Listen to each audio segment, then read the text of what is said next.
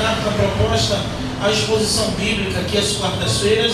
Desta feita, estamos expondo a carta de Paulo aos Filipenses, capítulo 2. Vamos ao capítulo 2, carta de Paulo aos Filipenses, falar no capítulo 2.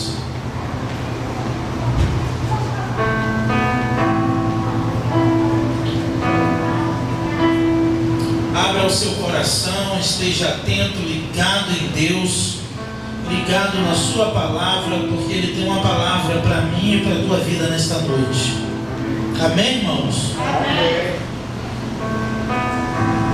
Portanto, se há em Cristo alguma exortação, alguma consolação de amor, alguma comunhão do Espírito, se há qualquer sentimento profundo ou compaixão, completai a minha alegria, para que tenhais o mesmo modo de pensar e o mesmo amor, o mesmo ânimo, pensando a mesma coisa. Não façais nada por rivalidade, nem por orgulho, mas com humildade, e assim cada um considere os outros superiores a si mesmo. Cada um não se preocupe somente com o que é seu, mas também com o que é dos outros. Tende em vós o mesmo sentimento que houve em Jesus Cristo, que, existindo em forma de Deus, não considerou o fato de ser igual a Deus algo que devesse se apegar, mas pelo contrário, esvaziou a si mesmo, assumindo a forma de servo e fazendo-se semelhante aos homens. Assim, na forma de homem, humilhou a si mesmo, sendo obediente até a morte, e morte de cruz.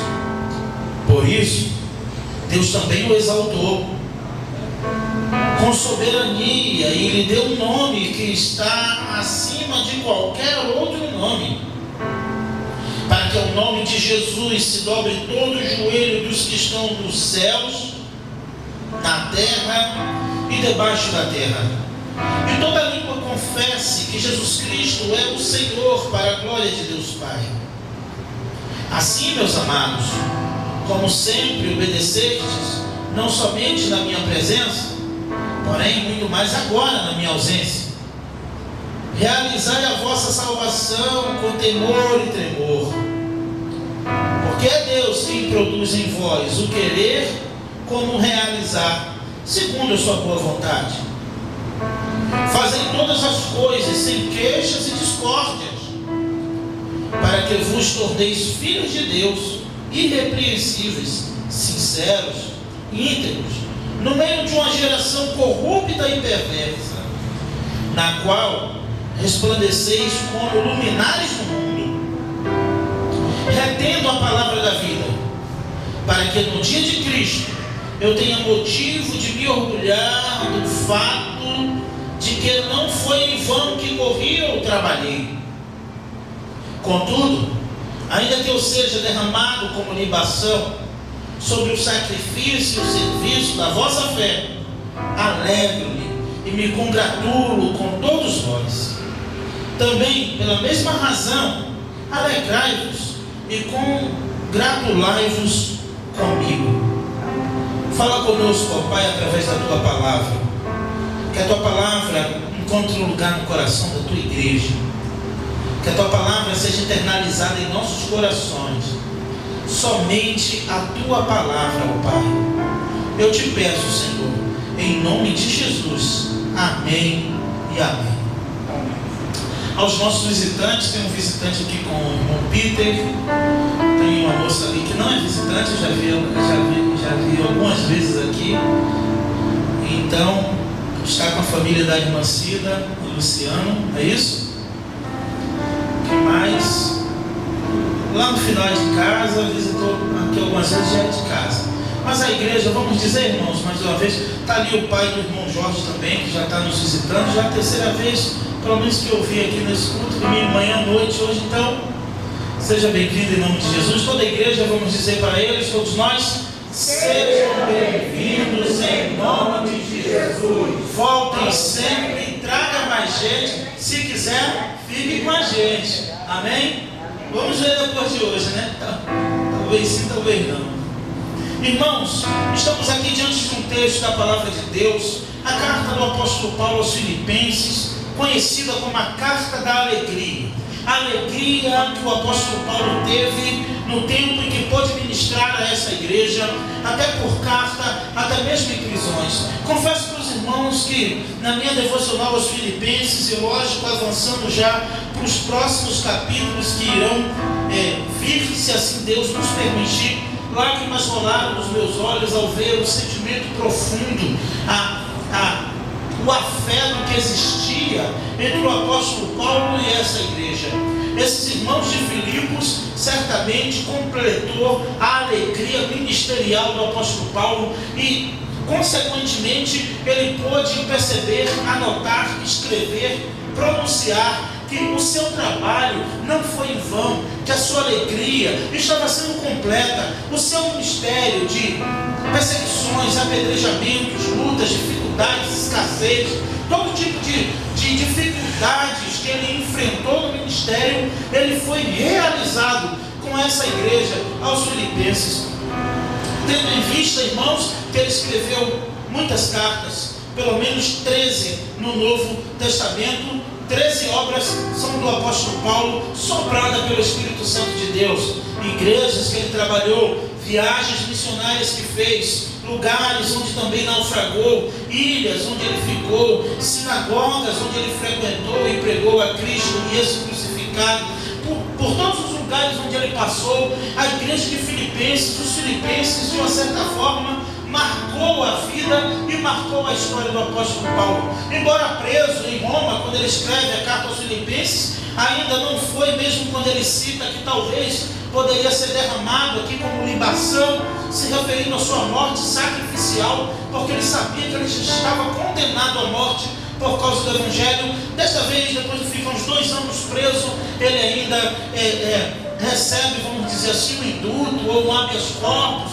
Então ele fica por um tempo ainda solto. Depois, em outro momento, ele vai ser preso em Cesareia. Depois ele vai ser preso em Éfeso. Depois que novamente ele é preso em Roma, que é no final da sua carreira, quando ele escreve as 2 cartas a Timóteo. E então assim o apóstolo Paulo tem a sua cabeça separada do seu corpo por uma guilhotina. Tudo por causa do Evangelho de Jesus Cristo. E ele diz aos Coríntios, diz aos Romanos: eu faço tudo por causa do Evangelho. Em Atos 20, Paulo vai descrever, sobretudo do verso 20, Atos 20, do 20 ao 24, que ele vai dizer: em nada eu considero a minha vida preciosa para mim mesmo, contanto que eu anuncie o Evangelho de Jesus Cristo. Ele dizendo então que já está pronto para morrer após ter anunciado, segundo ele, o Evangelho de Jesus Cristo, e esse com muita primazia. O apóstolo Paulo, dedicado a essa obra aos Filipenses, ele dedica a sua alegria, o seu gozo, o seu regozijo em falar com esses irmãos. Não que as outras igrejas também ele não tenha cumprido o seu ministério apostólico de anunciar a palavra de Jesus Cristo. Não que também não teve momentos de alegria com os colossenses, com os efésios, com os romanos, sim, Tessalônica, muitos outros irmãos, muitas outras igrejas têm a saudação paulina, demonstrando afeição, demonstrando afeto e demonstrando cuidado.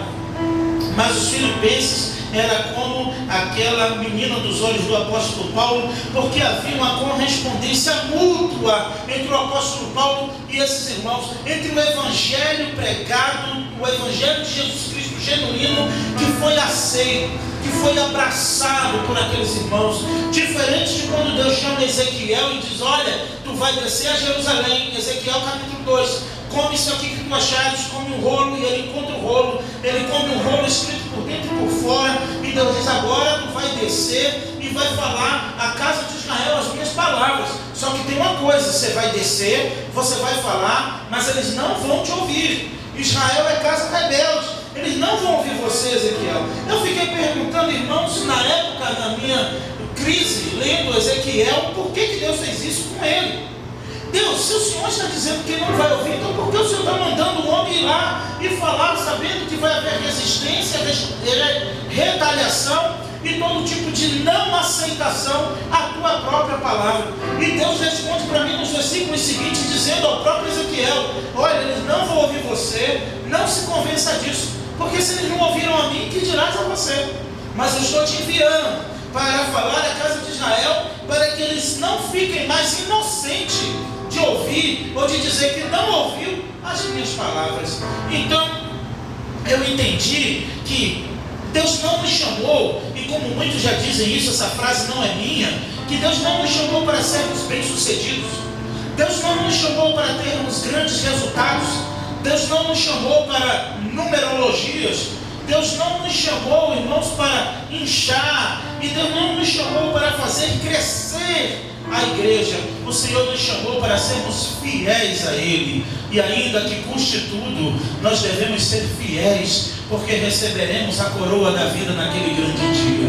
Mas de fato, a igreja dos Filipenses foi essa igreja que completou a alegria. Foi a igreja que mais completa, vamos assim dizer, que o apóstolo Paulo vai tratar. Mas isso não faz com que ele não tenha preocupação com o coração desses irmãos. Isso não faz com que ele não se preocupe com certas situações que fazem parte do bojo do ser humano, onde há homens no sentido de humanidade, onde há pessoas, onde houver seres humanos, certos tipos de situações sempre vão surgir nos melhores lugares do mundo, na melhor igreja do mundo, vai ter ou vão surgir certos tipos de situações, porque somos seres humanos. Isso não é uma justificativa para o erro, para o pecado, mas certamente certas coisas irão surgir, vão surgir, estão surgindo, e se não surgiram, poderão surgir. Então o apóstolo Paulo se preocupa com um carinho pastoral tão grande. É uma das cartas que ele fala com mais ternura, ele fala com um tom muito amoroso com essa igreja. Como eu disse a vocês, diferente de Israel, com Ezequiel, essa igreja se identificou diretamente com a mensagem genuína do Evangelho, e isso fez com que eles abraçassem a causa do Evangelho, como ele diz no capítulo 1. Então, o apóstolo Paulo começa a discorrer certas coisas para que a alegria dele permanecesse até o dia de Cristo, como ele diz. Aqui no final dos versículos ele diz: para que quando cheguemos no dia do Senhor, eu não tenha corrido nem trabalhado em vão. Eu estou me preocupando agora, estou alertando vocês agora, estou vos advertindo. Nem tudo, irmãos, muitas vezes o apóstolo Paulo quis dizer era o que estava acontecendo com a igreja. Nem tudo, muitas vezes, é o que está acontecendo, mas uma precaução, uma prevenção, para que não aconteça futuramente, para que não venha acontecer depois. E quando acontecer, se você estiver no meio disso, se você estiver envolvido nisso, vai acontecer algo que Jesus prometeu que o seu Espírito Santo faria. Ele vos lembrará de todas as minhas palavras. E então a palavra do Senhor vai cair como uma ficha no teu cérebro, e você então poderá recuar dessa situação, recuar de você mesmo em alguns momentos que você se deparar com isso. O capítulo 2 de Filipenses fala de humildade, fala de entrega, fala de esvaziamento, fala de abrir mão, fala de cuidado, fala de total dedicação, entrega, fala de uma vida piedosa, não no sentido de religiosidade, mas fala de uma vida de entrega, fala de uma vida de negar a si mesmo, uma vida de renúncia. Meus irmãos, não é fácil. Jesus deu isso como uma tarefa, ou uma das mais árduas do ministério. Quando aquele moço diz: mestre, Jesus olha para ele e diz: tu vem comigo, você vai me seguir. E ele diz: Senhor, então deixa então rapidinho eu me despedir da minha família. E Jesus disse para aquele moço: não, quem põe a mão no arado e olha para trás não está apto para ser meu discípulo. Quem não negar a si mesmo não está apto para o reino de Deus. Vocês têm noção, irmãos, que o negar-se a si mesmo, o autoesvaziamento, a abnegação faz parte como uma questão primordial para você entrar no céu? Faz parte da marca do cidadão que vai morar no céu. Faz parte da marca de um cidadão que está disposto a perder aqui para ganhar na vida eterna, a eternidade, as moradas celestiais, e desfrutar de todas as benesses da parte de Deus que está prometido na sua palavra. Você tem noção do que é você sofrer uma afronta aqui? Você tem noção do que é você suportar o dano, a perda, mesmo a sua natureza, mesmo a tua razão dizendo que não, está errado, você não pode deixar assim. Não, mesmo a tua mente, o teu pensamento mais sadio, mais puro que você possa ter, a tua razão, o teu senso está dizendo não, isso não pode ficar assim. E você dizer para você mesmo: mas eu vou deixar ficar assim por causa do Evangelho, porque eu perco aqui para ganhar na vida eterna. Porque quem quer ganhar a sua vida, perdê-la-á, mas quem perder a sua vida por amor de mim, esse achá-la-á, diz o Senhor. E tudo aquilo que você considera como precioso é o que você deve abrir mão. Tudo aquilo que você considera como precioso é o que você não deve se apegar. Você pode ter, você deve ter, mas você não pode se apegar por amor a Jesus Cristo. Pastor, o senhor está dizendo então que eu não devo amar e me apegar aos meus filhos, ao meu esposo, à minha casa, à minha família? O Senhor não é o Deus da família? Ele é o Deus da família. E o próprio Jesus, que é o Deus também da família, que disse que quem amar mais pai ou mãe do que a mim, não é digno de mim. Está lá em Mateus 10:38. Quem amar mais família, mais filho, casa, fazenda, riqueza, mãe ou pai do que a mim, não é digno de mim. O próprio Jesus que diz isso, você pode conferir em Mateus 10, a partir do verso de número 38. Então aqui falando, irmãos, de algo que vai, de uma certa forma, eu não diria mexer, mas irá tocar na sensibilidade da natureza decaída do homem, que é humildade versus orgulho, ou orgulho versus humildade. É interessante que quem é nunca percebe que é.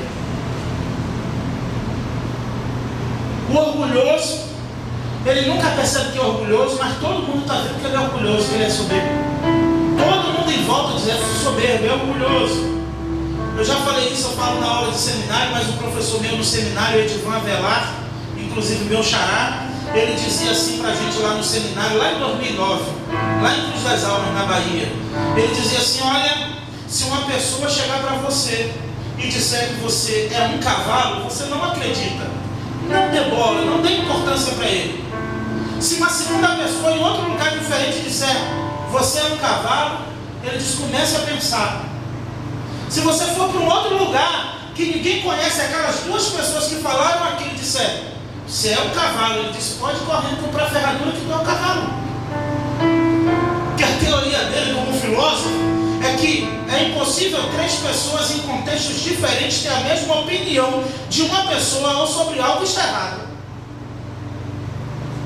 Então como pode? As pessoas percebem e a pessoa diz que não. Outro diz não, outro, não influenciando um ao outro, né? Mas pessoas em contextos diferentes. E aqui, irmãos, não é uma luta, vamos dizer, da carne contra o espírito, mas é uma luta do ego, uma luta de você contra o teu eu, uma luta de nós contra nós mesmos. Então vamos, olha a tua Bíblia comigo.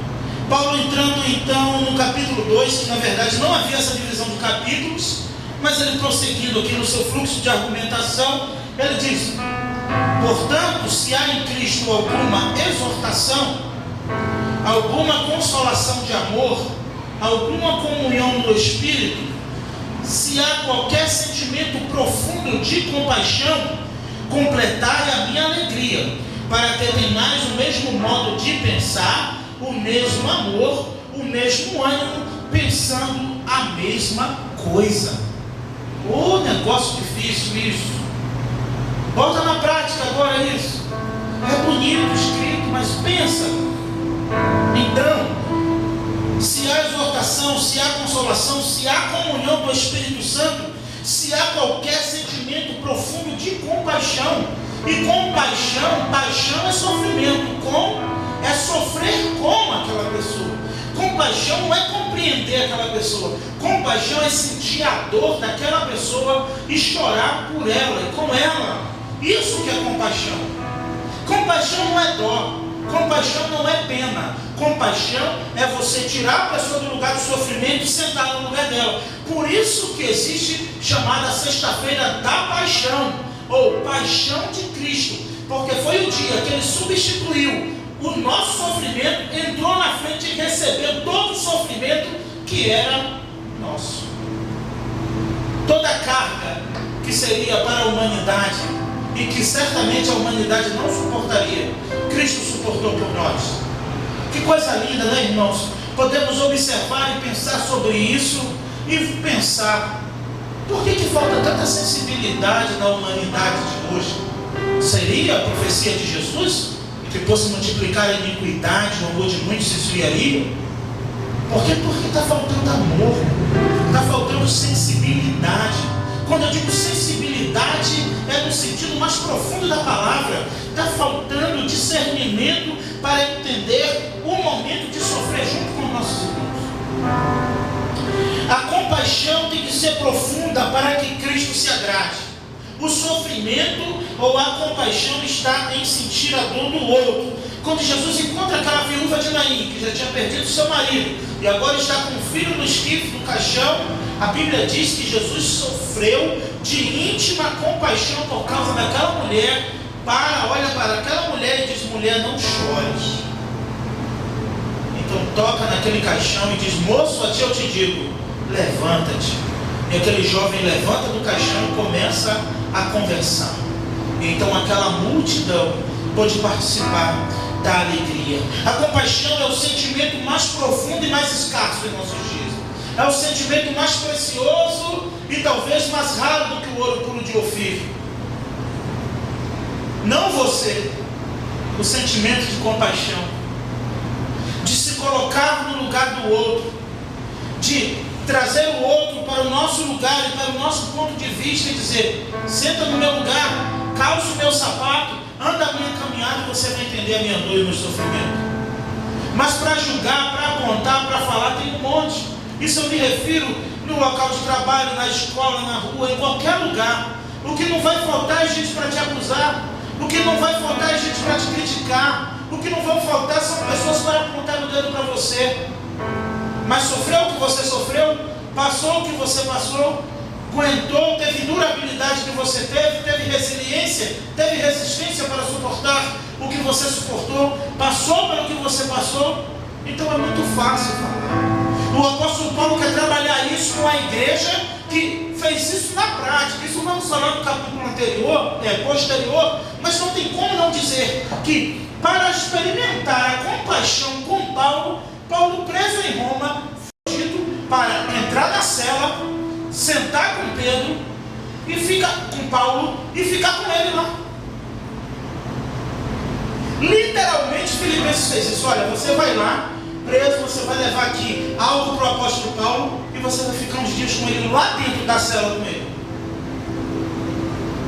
Na mesma cadeia sem estar condenado, comendo o mesmo ramo do preso sem ser condenado, dormindo no mesmo lugar sem ter feito nada por isso. Não que o apóstolo Paulo tivesse feito, mas havia uma condenação sobre ele, sobre Epafrodito, não. E aquele homem fica com anemia, chega perto da morte, não aguenta ficar na masmorra fria. Então o apóstolo Paulo, urgente, antes que eu morra de tristeza, recebe Epafrodito. Ele não quer ir embora, ele quer ficar aqui comigo, mas recebe ele, para que eu não morra de tristeza em vez de alegria. Escrevendo a Timóteo no capítulo 2, Paulo convida Timóteo à compaixão, dizendo: sofre comigo como um bom soldado de Cristo. Não te envergonhe das minhas prisões, mas sofre comigo como um bom soldado de Cristo. Porque nenhum soldado que milita se embaraça com os negócios desta vida a fim de agradar aquele que o alistou para a batalha. Timóteo, vem sofrer comigo as aflições. Mas essa aflição é tua, Paulo. Essa cadeia é tua. Essa luta é tua. A geração de hoje diz o quê? O problema é seu. O problema não é meu. O que eu tenho a ver com isso? Mas o Evangelho me diz o contrário. Me diz para sofrer com você. Me diz para chorar com você. Me convida a sentir a tua dor.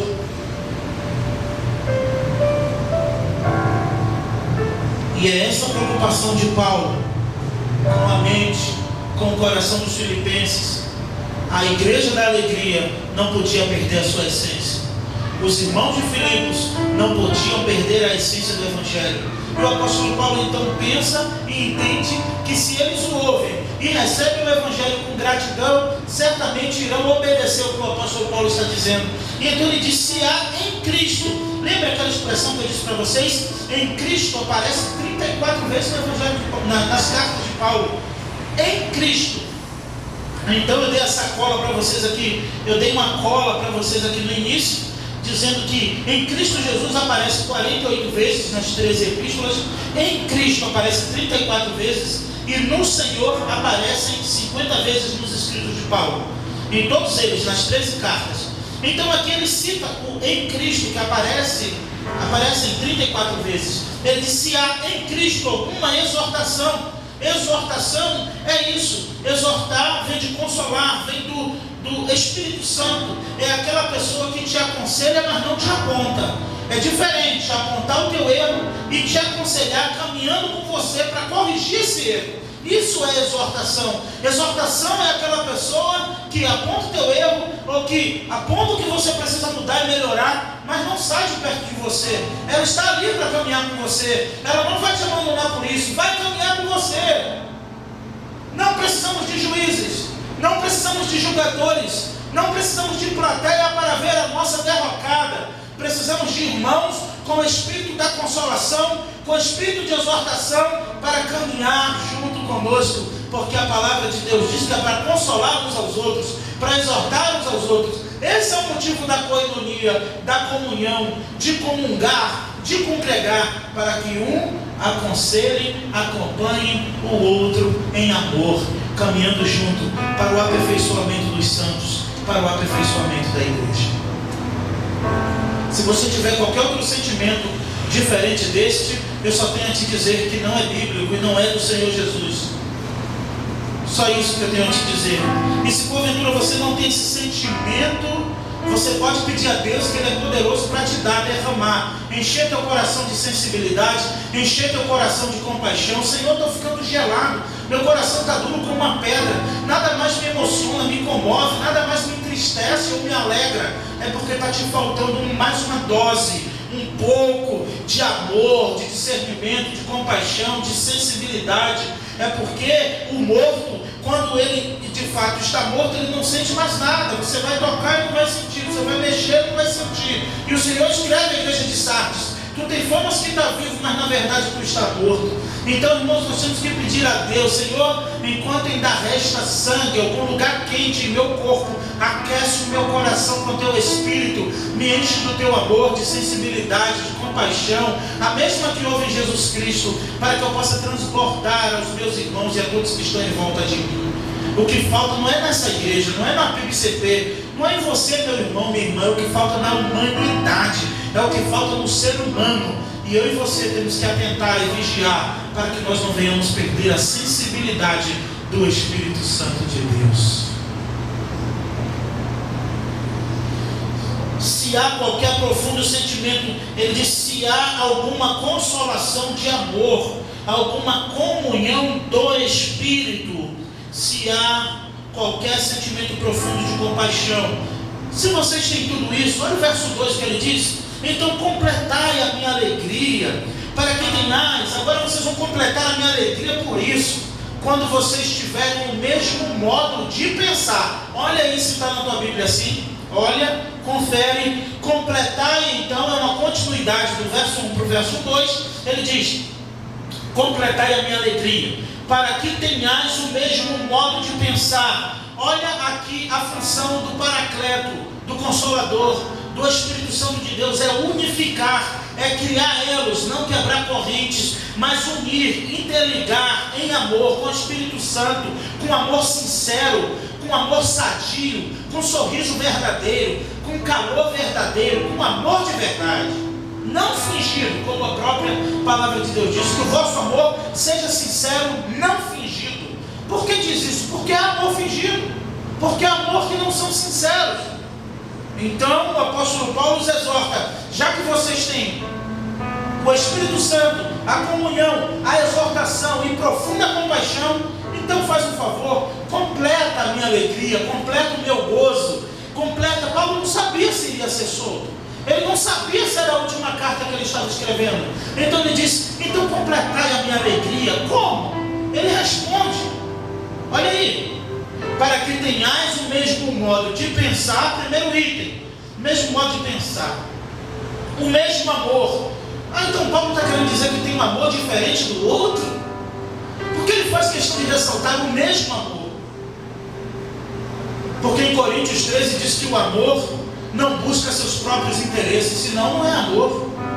Amor não se porta com leviandade, o amor não é invejoso, o amor tudo crê, tudo sofre, tudo supera.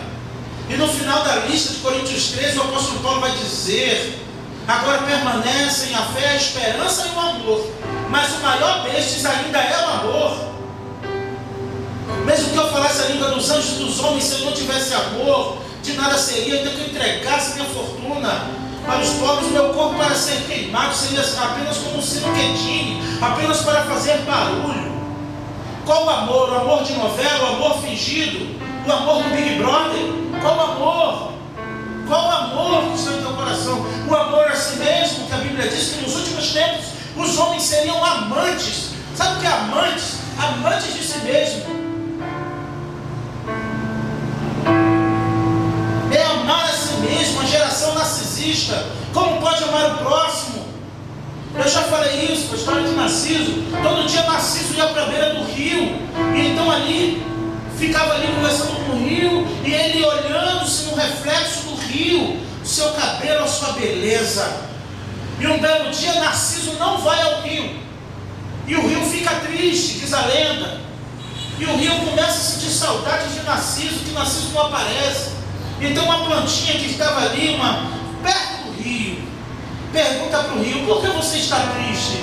Ah, porque Narciso não veio me ver hoje. E ele me ama tanto que todo dia ele vem aqui, quase toda hora ele vem aqui. Então a planta responde: na verdade Narciso não te ama, ele ama ele mesmo, porque ele vem para perto de você só para poder ver a beleza dele pelo seu reflexo. Ele nunca te amou, ele sempre amou a ele mesmo. E muitas pessoas fazem coisas para o Senhor, na casa do Senhor, dizendo que é por amor ao Senhor, mas é por amor a si mesmo. Tira para você ver o que acontece. Arranca para você ver o que acontece. Muda para você ver o que dá. Porque na verdade nunca amaram o Evangelho, nunca amaram a obra. Aprenderam a amar a si mesmo e ainda amam a si mesmo. Precisam parar de se olhar para o seu potencial: olha o que eu faço, olha o que eu sou, e olhar para Cristo e dizer: sem ti eu não sou nada. Afinal de contas, Deus é um rio que não pode ser enganado. E o apóstolo Paulo pede isso: completa a minha alegria. Tenham o mesmo modo de pensar. Não quer dizer, irmãos, com isso que todo mundo agora vai pensar a mesma coisa, porque ninguém tem como saber o que o outro está pensando. Nem o esposo, a esposa sabe quanto na cabeça na hora. Às vezes um está pensando uma coisa, está pensando outra, dá divergência. Mas aquele mesmo modo de pensar, quando a causa for o Evangelho, quando for o avanço da obra, quando for a expansão do reino de Deus. Ter o mesmo modo de pensar é mesmo quando a minha opinião não prevalecer, eu abraçar a causa por causa do Evangelho. Ter o mesmo modo de pensar não é quando não sair do meu jeito eu dizer que eu sou igreja, então se eu estou achando que não é assim, a igreja toda está errada, o pastor está errado, está tudo errado, só porque eu discordo. Ter o mesmo modo de pensar não é ser apenas sincero. Tem um monte de sincero mais errado. No presídio Bangu tem um monte de sinceros. Por quê? Matei. Por quê? Por que isso? Mas está preso porque está errado. Tem um livro do Martin Lloyd Jones, um sermão também que ele pregou: sincero mais errado. O fato, irmãos, muitas vezes de sermos sinceros não nos dá a razão da causa.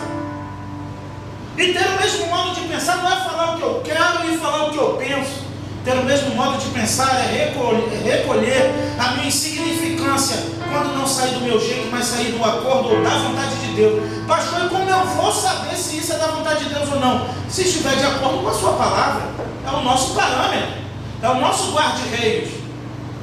é a nossa bússola, é a nossa regra de fé e prática.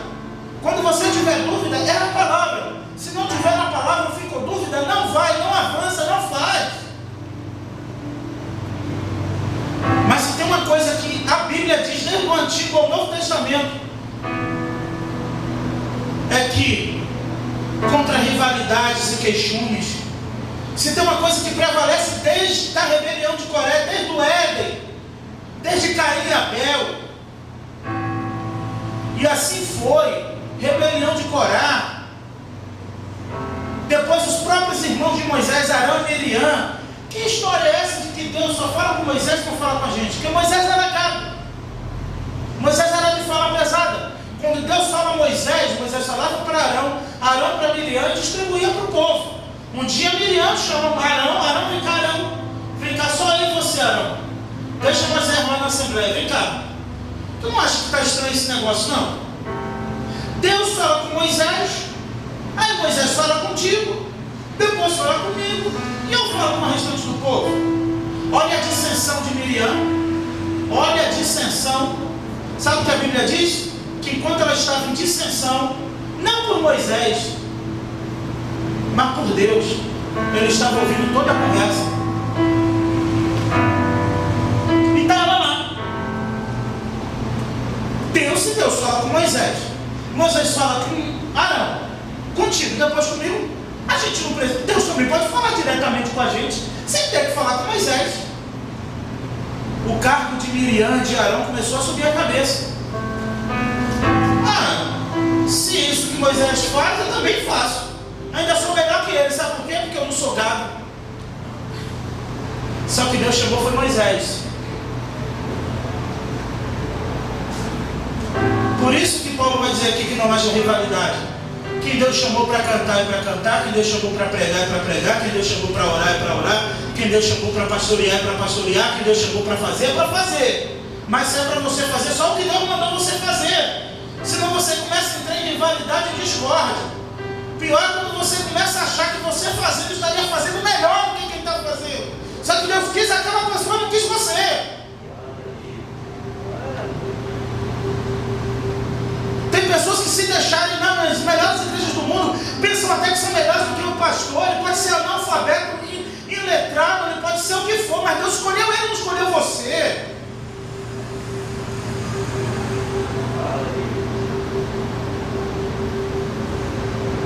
Precisamos aprender a arte de pensar igual, no mesmo modo, de acordo com o Evangelho. Efésios 4, ele chamou uns para profetas, outros para apóstolos, outros para pastores e mestres, outro para isso, outro para aquilo, e cada um no seu, adorando a Deus e fazendo a sua vontade. Quem ele chamou para ser dedo mentir, é dedo mentir, não adianta querer ser polegar.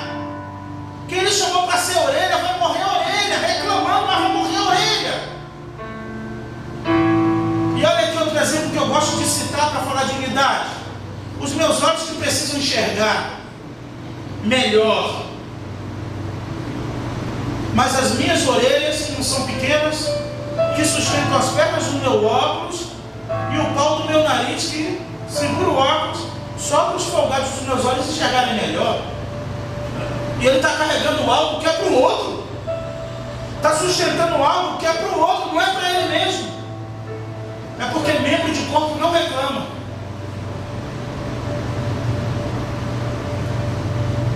Precisamos aprender e vamos avançar, e vocês vão ver a resposta bíblica contra isso. Agem vós o mesmo modo de pensar, gente. Pensa a mesma coisa quando a causa for o Evangelho. É o crescimento da igreja, vamos pensar juntos. É para o avanço do reino. Para que ciúmes? Para que discórdia? Para que inveja? Eu já disse isso em reuniões, mas é verdade. Tem gente às vezes que parece que torce para os vidros explodirem, para lá de cortar a luz, para acabar com tudo. Parece que tem gente que se fechar as portas, botar a corrente e lacrar, dizer, interditar, vai dizer, eu sabia, eu falei isso desde o princípio. Você é igreja, que é o lugar, meu irmão, minha irmã, que você está vindo. Olha você hoje aqui adorando ao Senhor, ouvindo a sua palavra. Quando a causa for o Evangelho, temos que abrir mão do nosso modo de pensar e pensar igual ao que a Bíblia diz. Quando a causa for o Evangelho, Como igreja local, lógico que temos demandas administrativas, dentre outras questões, isso não vem ao caso.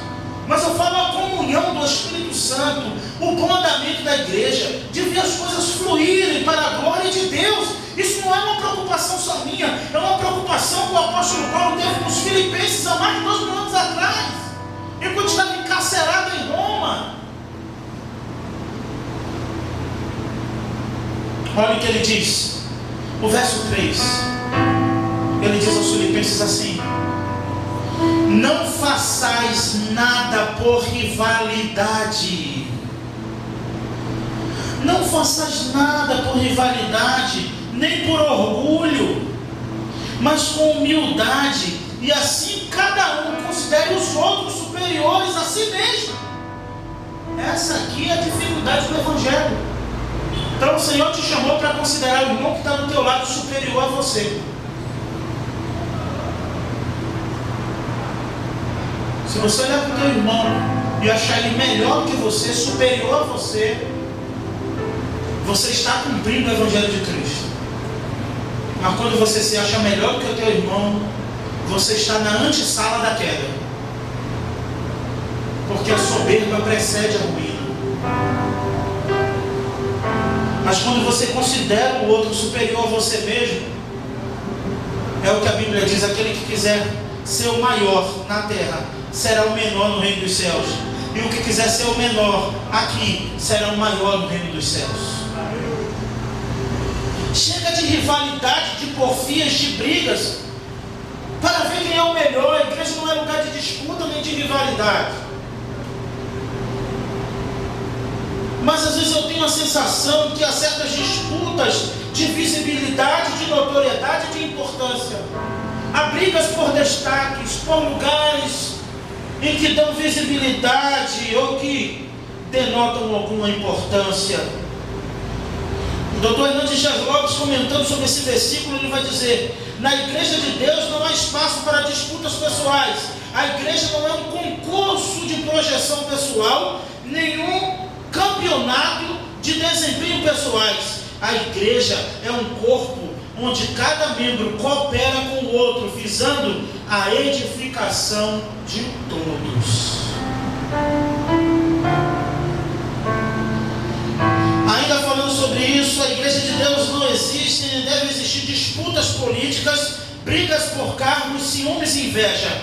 O espírito de Diótrefes, que buscava a primazia e desprezava os outros, não devem ser cultivados na igreja de Deus. Haja em vós o mesmo sentimento, tenham a mesma maneira de pensar, e no 3 ele rompe: mas não façais nada por rivalidade, nem por orgulho, mas com humildade. Jesus diz em João 11, em Mateus 11, 28: aprendei comigo, que sou manso e humilde de coração, e encontrarei descanso para a vossa alma, porque o meu jugo é suave e o meu fardo é leve. O orgulhoso, ele não descansa, ele está sempre com fardo pesado, porque ele está sempre a disputar, sempre a guerrear, sempre a brigar. O humilde não, o humilde é aquele que diz assim: perdi, pronto, acabou, estou em paz. Leva, mas eu fico em paz. Quer meu lugar, mas eu fico em paz. Quer fazer o que eu faço, mas eu vou ter algo que você não vai ter fazendo o que eu faço. Paz do Espírito Santo de Deus. Amém.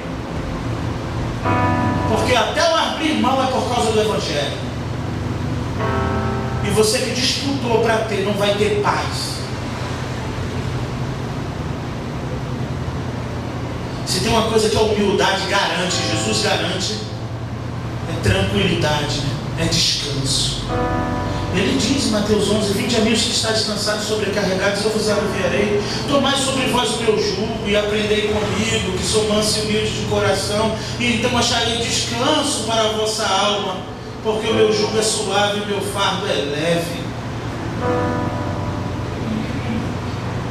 A igreja dá alegria, mas há preocupação no coração do apóstolo Paulo de que ela não viesse a se perder.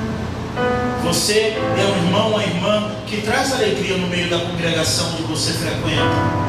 Como pastor, eu olho para vários rostos aqui, vejo vários irmãos infelices. Por que não dizer todos que dão alegria também, são cooperadores neste ministério, são cooperadores nesta obra para o avanço do Evangelho. Mas não rendem contra, Não torça para ver a derrocada de ninguém. Não deseje o mal de ninguém. Porque a Bíblia diz que aquele que arma uma cova para o seu próximo cairá dentro dela. Lembra de Amã? Perseguindo Mardoqueu.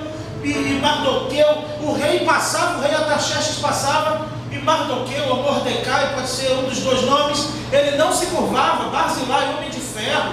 Ele, e todo mundo se dobrava.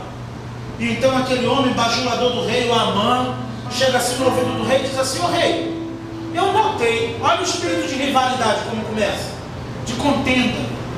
Às vezes eu posso estar enganado, como pastor de uma igreja local, uma igreja não muito grande, mas não muito pequena, mas às vezes eu tenho a sensação que, dependendo do tipo de pessoa e do tipo de conversa, você já imagina que é algo tóxico, que não é algo bom, que não é algo sadio. Irmãos, a bem da verdade é que tem línguas que nem com batata serve, que se você comer você morre envenenado, de tanta peçonha que tem nela. Tem pessoas que são tóxicas. Você tem que se afastar dessas pessoas. Pessoas que só vêm te contar miséria, derrota, só quer ver. Agora aquele que quer o teu bem não, vai te falar para o teu bem, vai te aconselhar para o teu bem, porque quer ver o bem da obra por completo. O que quer bem é conselheiro, não é fuxiqueiro. O que quer bem, ele é aconselhador, não é bajulador. O que quer bem é aquele que te confronta com respeito, com amor e com verdade. Não é aquele que fica abanando quando você passa, quando você senta. Cuidado, porque Salomão, o sábio, disse: aquele que lisonjeia o seu próximo, prepara-lhe um laço para ele lá na frente. Espírito de rivalidade, de discórdia, tem que ser desconstruído no meio do povo de Deus. E Paulo se preocupa isso com essa igreja, porque afinal de contas, essa é a igreja. Então, essa igreja não pode cair nesse erro. E você, meu irmão, minha irmã, ouvindo esse sermão, tenha o desejo de ser um filipenses. Eu sou um cristão de feridos. Eu sou um filipenses pela fé. E se não sou, eu quero ser. Diga para Deus: eu quero ser, Senhor. Quem somos nós para dizer que alcançamos a perfeição? Filipenses também não era perfeita. Nós podemos desejar no teu coração e vai derramar graça sobre a tua vida. Então o bajulador do rei diz assim: rei, o senhor percebeu uma coisa? Que aquele homem ali, olha, ele não se dobra quando tu passa. Ele é o único que não se dobra. Todo mundo se ajoelha, menos ele, o rei. Então Amã corre, prepara o enforcador, prepara o laço para enforcá-lo, testa a madeira para ver se vai aguentar Mardoqueu. Acredito que ele já deve ter medido Mardoqueu, tamanho e peso, botado uma balança no caminho quando Mardoqueu pisou, peso, fez toda a medida. Isso eu estou exagerando, né? Eu estou enfeitando o negócio. Então preparou lá a forca, deixou prontinho, disse: hoje ele vai enforcar, hoje é o dia dele, vou fazer a caveira dele com o rei hoje. Só que botaram veneno na comida do rei, para matar o rei envenenado. Mardoqueu veio, manda avisar o rei. E quando a Amã está preparando a forca para Mardoqueu, deixa eu te dizer uma coisa: o inimigo pode preparar tudo contra mim e para você, pode estar testadinho, pode dizer é hoje, mas você tem um Deus que te dá o livramento, fecha a boca do leão, quebra o carro, o arco, corta a lança e queima os carros no fogo. Aquietai-vos e sabei que eu sou Deus na tua vida. Aleluia. Então o rei ficou sabendo que morreria envenenado, foi avisado da comida. Estou falando por alto porque eu quero pegar o principal para esse sermão. Então aí o rei soube que foi o Mardoqueu, aquele que não se dobra. Presta atenção nisso. Aquele que não se dobrava, aquele que não bajulava, foi aquele que livrou o rei da morte quando precisou. E os bajuladores estavam perdendo tanto tempo bajulando que esqueceu de ver a ação do inimigo. E aquele que não se dobrava, avisa o rei lá que botaram um veneninho na comida dele para ele não comer. Então o rei disse: quem foi esse homem? Aí contaram para o rei: olha, foi Mardoqueu, aquele que não se dobra, foi ele que te livrou de morrer envenenado. Então tá, o rei está no palácio, chega Amã, Então o rei pergunta: Amã, o que você acha como rei eu deveria fazer com uma pessoa que eu quero exaltar? Eita, Amã encheu o pulmão, disse assim: é comigo, hoje é o meu dia, hoje eu vou brilhar. Já vi até Amã, já vi até Mardoqueu com a língua para fora na forca. É hoje. Avisa a mulher que eu só chego amanhã, que daqui eu já vou para a balada festejar.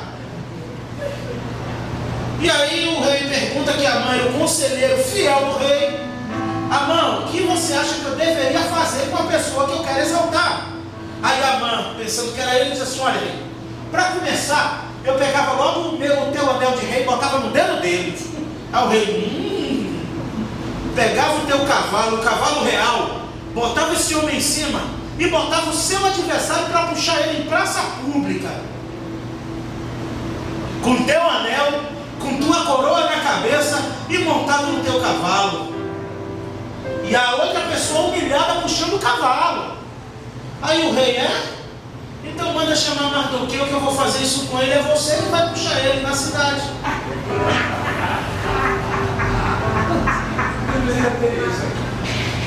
Aí mandou chamar ele, Mardoqueu. Aquele homem, o Amã, ficou tão angustiado que ele mesmo foi lá e se enforcou na forca que ele preparou para Mardoqueu. Por isso que aqui está dizendo que não faça nada por rivalidade, nem por orgulho. Faça por amor, faça pelo mesmo sentimento. Não faça por competição, por visibilidade, por notoriedade. Quer fazer? Quer quarta? Não tem tanta gente quarta. Eu quero domingo à noite que a igreja está cheia. Deus já nem recebeu mais, você nem sabe. Nós temos que fazer por amor. Nós temos que fazer pela causa. Hoje vamos ficar até o verso 5. Eu já temia isso. Para acabar certinho 9 horas, então até o verso 5 hoje. Fica mais uma dose do capítulo 2 para a semana que vem. E então ele diz: cada um considere o outro ou os outros superiores a si mesmo. Veja o potencial do outro, valorize as qualidades do outro, não os defeitos. Para de apontar. Para de ficar levando defeitos. A Bíblia diz que como a mosca estraga o perfume do perfumista, assim é o louco com um pouco de estutícia. Um pouco de ignorância em você. Estutícia em Provérbios, estutícia não é astúcia, estutícia é ignorância. E um pouco de ignorância te faz ser como uma mosca varejeira, que só pousa no outro para deixar larvas, que estraga o perfume do perfumista. Seja a bênção. Considere os outros superior a você mesmo. Foi a preocupação de Paulo. Cada um considere os outros superiores a si mesmo. E aqui o 4: cada um não se preocupe somente com o que é seu, mas também com o que é do outro ou dos outros. Isso aqui não te lembra a seguinte falácia? Deixa de ser egoísta. Quantas vezes você não já disse isso? Quantas vezes não disse? Fulano é muito egoísta, só pensa em si. O egoísta ele só pensa nele.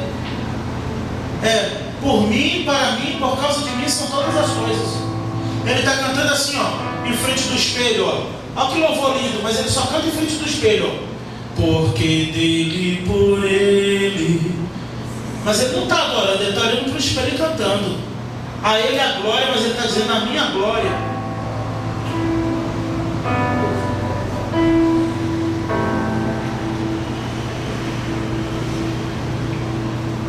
Se preocupa com os outros.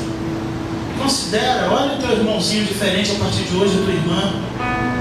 Começa a ver o potencial, as qualidades. Aqui não tem juiz, doutor, desembargador, doutor, mestre, bacharel. Aqui somos todos servos, duas, escravos do Senhor Jesus Cristo. Aqui a tua patente, o teu diploma, a tua qualificação não vale de nada se você não for um servo autêntico do Senhor Jesus. Se for, amém, porque tudo que você é, que você foi, que você cresceu, que você se formou, te ajudou a ser uma pessoa melhor e também colaborou para você servir melhor o Senhor hoje.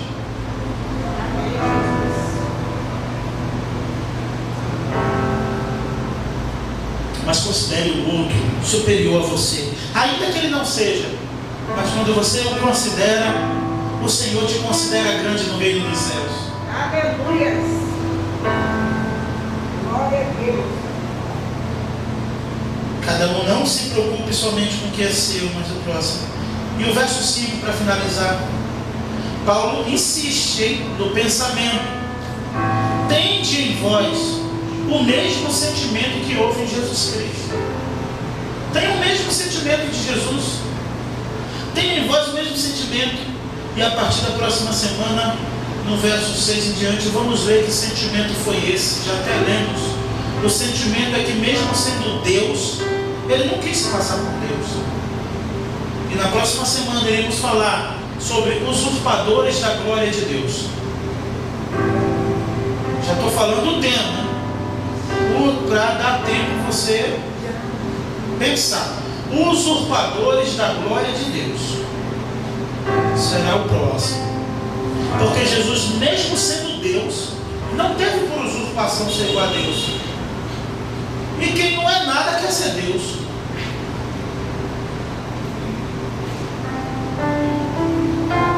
Que venhamos ter o mesmo sentimento que houve em Jesus Cristo. Que sentimento é esse, pastor? Humildade. Humildade. Saia daqui mais humilde do que você entrou hoje. Saia daqui mais humilde do que o que você entrou hoje. Pastor, mas eu já sou humilde. Se você pensou que é, porque você já precisa ser mais um pouco. Só de ter pensado que tu é, tu já não é. Porque o humilde, ele nunca pensa que é humilde. Ele não diz que é humilde. Ele mostra com as suas atitudes gestos de profunda humildade. E o maior gesto de humildade, meu irmão, minha irmã, que você pode ter em Cristo Jesus, eu não estou falando dos teus direitos trabalhistas, eu não estou falando das legislações que regem o nosso país, eu não estou dizendo isso, mas eu digo em Cristo, ou pelo menos do portão para dentro, vamos dizer assim, o maior sentimento de humildade que você pode ter é quando você abre mão de você mesmo em prol do outro. É o que Jesus nos ensinou. Você sofre, você suporta, mas o amor de Cristo ferve como uma panela de pressão em seu coração. Você sofre, você suporta. Por que você suporta até hoje? Por que você sofre até hoje? Porque o amor tudo sofre, tudo crê, tudo espera e tudo suporta. Então que o teu coração seja cheio do amor de Jesus Cristo, para que você possa suportar toda e qualquer dificuldade, qualquer aflição. Amém? Amém. Senhor, muito obrigado pelo privilégio de estarmos na tua casa nesta noite, ouvindo a tua palavra. Que a tua palavra encontre um lugar no coração da tua igreja, ó Pai, assim como encontrou também no meu coração. Que o Senhor nos ensine o segredo da humildade.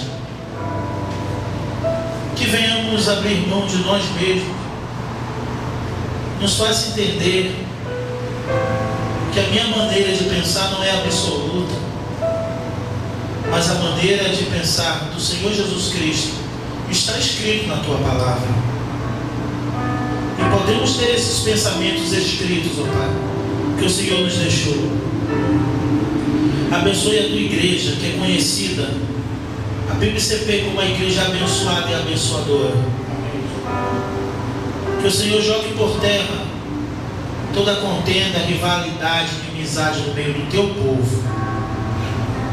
E que a comunhão, a consolação e a exortação do Espírito Santo esteja transbordando em cada coração. E que o amor de Deus, o nosso Pai, a graça salvadora do Senhor Jesus Cristo, Filho, o poder e as doces e eternas consolações e comunhões do Espírito Santo esteja sobre esta igreja, sobre cada irmão e irmã aqui presente, sobre nossos visitantes e sobre todo o povo de Deus espalhado pela face da terra. E Todo o povo de Deus diz: Amém.